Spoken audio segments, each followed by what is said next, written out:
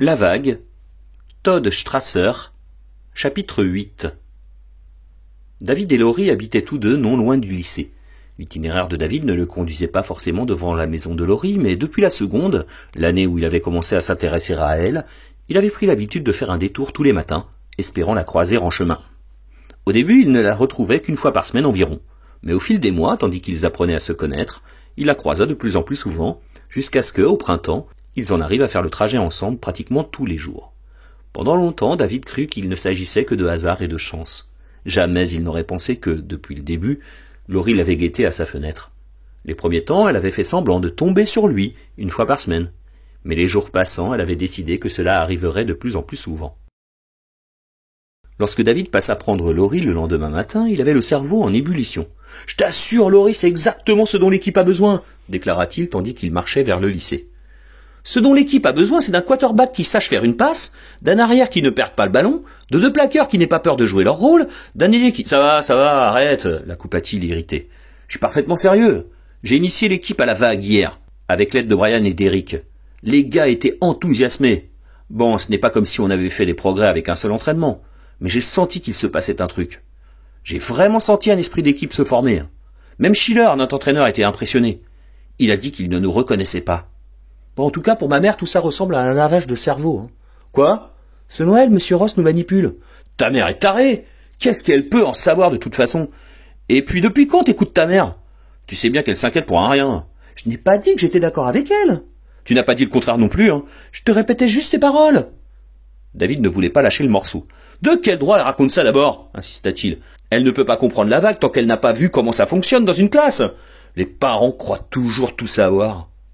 Laurie sentit soudain une envie irrépressible de le contredire, mais elle se contint.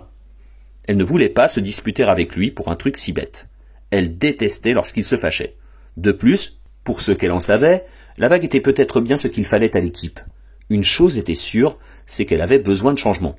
Elle décida de parler d'autre chose. « T'as trouvé quelqu'un pour t'aider en algèbre ?»« Non, » fit-il en haussant les épaules. « Les seuls bons élèves sont dans ma classe. »« Alors pourquoi tu ne demandes pas à l'un d'eux ?»« Impossible. Je ne veux pas qu'ils sachent que je rame en cours. »« Pourquoi ça? Je suis sûr que quelqu'un serait prêt à t'aider. »« Ouais, évidemment. Mais je ne veux pas de leur aide. » Laurie soupira. Effectivement, beaucoup de lycéens étaient en compétition pour avoir les meilleures notes et participer le plus possible en classe. Mais peu poussaient le vice aussi loin que David.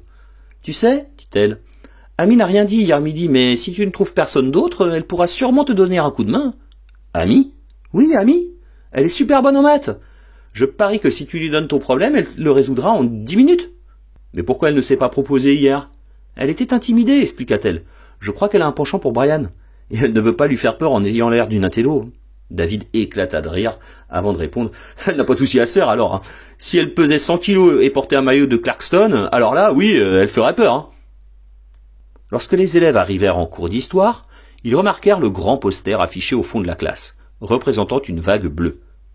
Ils constatèrent également que M. Ross avait changé sa façon de s'habiller. Alors qu'avant, il venait en cours en habits décontractés, ce jour-là, il portait un costume bleu, une chemise blanche et une cravate. Les lycéens gagnèrent rapidement leur place tandis que le professeur passait dans les rangs pour distribuer de petits cartons jaunes. Brad donna un léger coup de coude à Laurie. « Ce n'est pas la période des bulletins de notes, normalement » murmura-t-il. Laurie contempla le carton qu'on lui avait donné. « Ce n'est pas un bulletin, mais une carte de membre de la vague » répondit-elle dans un souffle. « Hein » fit-il incrédule. « Attention » lança M. Ross en tapant bruyamment dans ses mains. « Silence dans la classe !» Brad se redressa sur sa chaise. Laurie comprenait sa surprise. Des cartes de membres? C'était forcément une blague.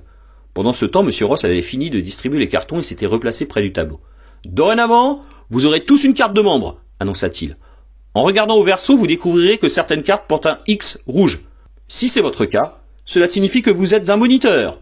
Vous viendrez me rapporter en personne si vous surprenez un membre de la vague qui ne respecte pas nos règles. » Tous les élèves inspectèrent leurs cartes, la tournant et la retournant en quête d'un X rouge.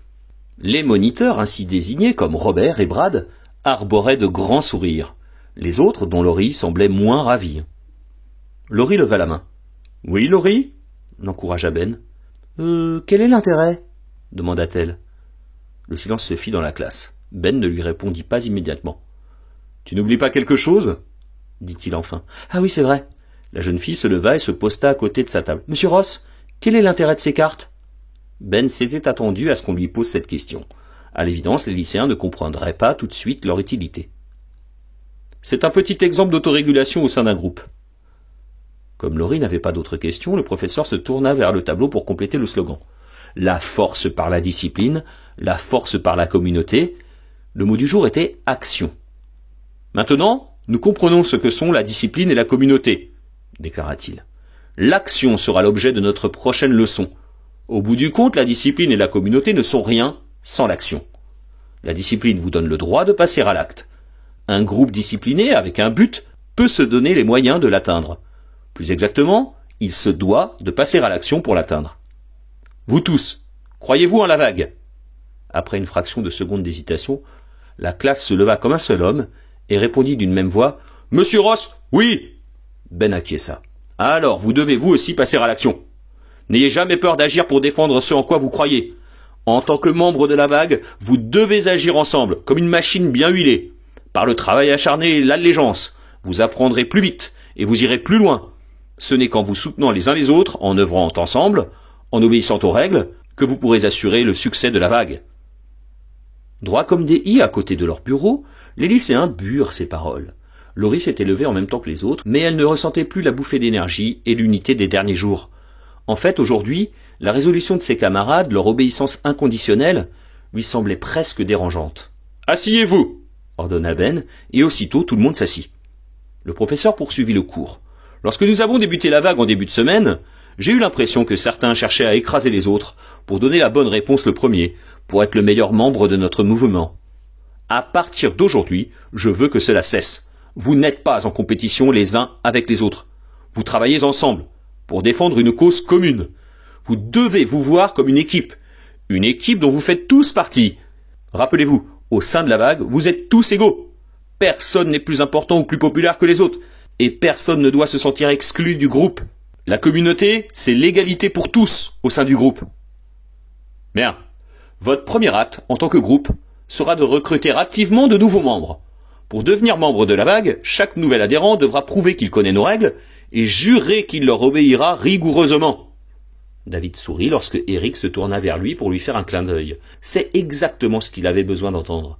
Il n'y avait rien de mal à convaincre d'autres élèves de rejoindre la vague. C'était pour le bien commun, et particulièrement pour celui de l'équipe de football. Ben avait terminé la partie de son cours réservée à la vague. Maintenant, il comptait utiliser le temps restant pour commenter les devoirs de la veille. Mais un élève nommé George Snyder leva la main. « Oui, George ?» Le garçon se plaça à côté de sa table, bien droit, puis lança. « Monsieur Ross, pour la première fois, j'ai l'impression de faire partie de quelque chose de chouette. » Dans la classe, les lycéens étonnés fixaient leurs camarades. Sentant le poids des regards sur lui, George se laissa retomber sur son siège. Mais Robert se leva subitement. « Monsieur Ross, dit-il fièrement, je comprends tout à fait ce que veut dire George. C'est comme une renaissance. » À peine eut-il rejoint sa chaise, Camille se leva à son tour. « George a raison, monsieur Ross. Je ressens la même chose. » David était content, il savait que la déclaration de George était ringarde, mais Robert et Amy l'avaient imité pour qu'ils ne se sentent pas bêtes et isolés. Voilà ce qui était bien avec la vague. Ils se soutenaient les uns les autres. À son tour, il quitta sa chaise et déclara « Monsieur Ross, je suis fier de la vague. » Ce soudain élan de témoignage surprit Ben au plus haut point. Alors qu'il allait revenir à son cours, il se voyait contraint de jouer le jeu un peu plus longtemps. Presque inconsciemment, il devinait à quel point ses élèves voulaient qu'il soit leur leader, et il ne pouvait le leur refuser. « Saluez !» commanda-t-il. Tous les élèves bondirent au garde à vous et exécutèrent le salut de la vague. Les slogans suivirent. « La force par la discipline, la force par la communauté, la force par l'action !» Ben allait ramasser ses notes de cours, lorsque les élèves se dressèrent de nouveau, saluant et récitant les slogans de leur propre initiative. Puis le silence se fit dans la salle. Le professeur balaya les lycéens du regard, les yeux écarquillés. La vague n'était plus une simple idée, ni même un jeu, mais un mouvement qui avait pris corps grâce aux élèves. C'était eux la vague, maintenant, et Ben comprit qu'il pouvait agir seul, sans lui, s'il le voulait. Cette pensée aurait pu l'effrayer, mais Ben ne s'inquiétait pas. Il était leur leader, il contrôlait la situation. L'expérience devenait de plus en plus intéressante.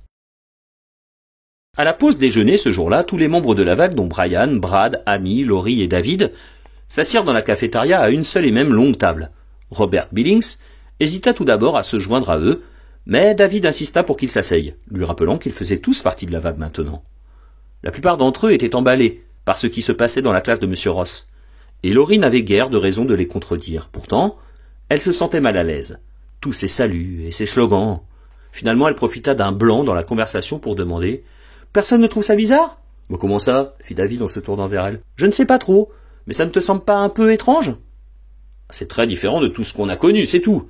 Voilà pourquoi ça te dérange. »« Ouais, confirma Brad. Maintenant, il n'y a plus d'un côté le groupe cool et de l'autre les losers. Je te jure, le truc qui m'agace le plus au lycée, c'est toutes ces cliques. J'en ai marre d'avoir l'impression que ma vie n'est qu'un concours de popularité. C'est ça qui est si chouette avec la vague. On s'en fout d'être populaire ou pas. On est tous égaux, tous membres de la même communauté. »« Et tu crois que ça plaît à tout le monde ?» s'enquit Laurie. « Parce que tu connais quelqu'un à qui ça ne plaît pas ?» rétorqua David. « En fait, moi, je ne suis pas sûr d'aimer ça, » avoua-t-elle en se sentant rougir. Soudain, Brian farfouilla dans sa poche et en sortit un objet qu'il agita sous le nez de Laurie. « N'oublie pas !» la mit-il en garde, brandissant sa carte de membre de la vague marquée d'un X rouge. « N'oublie pas quoi ?»« Tu sais bien, ce que M. Ross a dit. On doit lui rapporter si quelqu'un enfreint les règles de la vague. » Laurie était sous le choc. Brian ne pouvait pas être sérieux quand même. Lorsque le garçon sourit, elle se détendit un peu. « De toute façon, fit remarquer David, Laurie n'enfreint aucune des règles. Hein. Si elle est vraiment contre la vague, ça serait le cas, déclara Robert. Le reste de la tablée garda le silence, surpris que Robert se soit exprimé. Certains n'avaient pas l'habitude d'entendre sa voix. Il parlait si peu en temps normal. « Ce que je veux dire, continua Robert, nerveux, c'est que, selon le principe fondateur de la vague, ses membres doivent la défendre. Si nous formons vraiment une communauté, nous devons tous être d'accord. » Laurie allait protester, mais se ravisa. C'était la vague qui avait donné à Robert le courage de s'asseoir parmi eux et de se joindre à la conversation. Si elle s'élevait maintenant contre la vague, cela reviendrait à renvoyer Robert dans son coin, et à dire qu'il ne devait pas faire partie de leur communauté. Brad tapota le dos de Robert et lui dit « Tu sais, je suis content que tu sois venu avec nous. » Robert piqua un phare, il se tourna vers David. « Tu peux me dire s'il m'a collé un truc dans le dos ?» lui demanda-t-il, à la suite de quoi tout le monde éclata de rire.